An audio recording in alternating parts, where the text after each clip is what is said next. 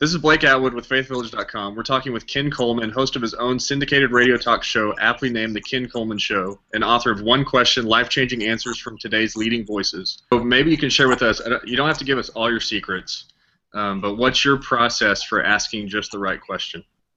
Yeah, that's a really good question, and it depends on what I'm doing. So, if I'm doing a long-form interview like I do at the Catalyst Leadership Conference, and let's just say Emmett Smith was the latest big, long interview I did at Catalyst Dallas this past May. And so Brad Lomnick, the director of Catalyst, says to me, Ken, you've got 30 minutes with Emmett Smith. So the first thing I do, and I'm going to reveal my process for preparation and conducting the interview, but I want people to not get lost here. I want you to just really hone in on this, because this applies to you and any questions that you ask in your life, whether it be in a sales process or in a leadership process or maybe as a parent. The first thing I do is I say, okay, I've got 30 minutes with Emmett Smith, but I need to first think about my audience. And if my audience is 3,000 plus pastors, church leaders, then what is it that they need to know? What's their felt need? Why do they come to a conference like Catalyst? And so I take that question and that answer, and then I also ask the next question, which is, what can I get out of Emmett Smith from his life, his experience, his expertise, that will meet that felt need that I just figured out over here? And so those are the first two big questions. And so what's happening there is I'm identifying my audience, and I'm identifying what my audience needs, and then what I can get for them. And so that begins to identify the key questions.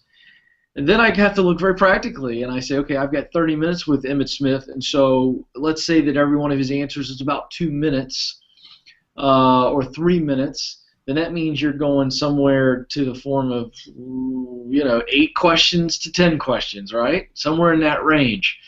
And so that means I'm going to be very, very specific with the questions that I ask. And then the last piece of the process, Blake, is I begin to think, okay, where do I want to start the interview, and where do I want to end the interview? And I want to end the interview with a takeaway, with something the audience can feel a sense of, okay, there's an action now, because in the other questions we're addressing their felt needs, we're trying to evoke an emotion in them that prepares them for action.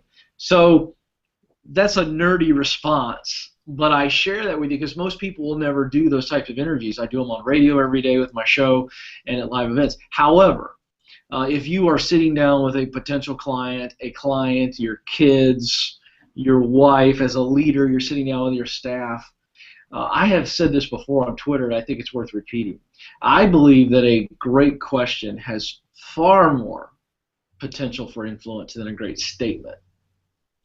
And I think if you think about that for a moment, instead of talking and telling your people, so why don't you ask them something? So how can you take something that you would say in statement form and say it in question form?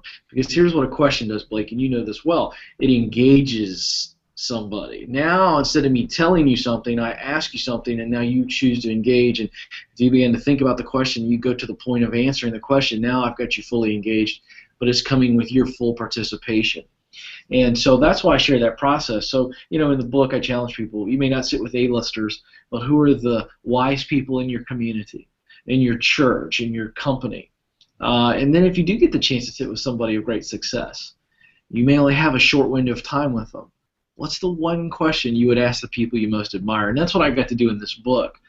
But I really take people behind the ropes, as you know, with some of the great voices of our day as it relates to business authors like Malcolm Gladwell, Seth Godin, Jim Collins, Tony Robbins, John Maxwell, and on and on and on the list goes. But I'm really highlighting the opportunity that when you can, wield a question like a valuable weapon.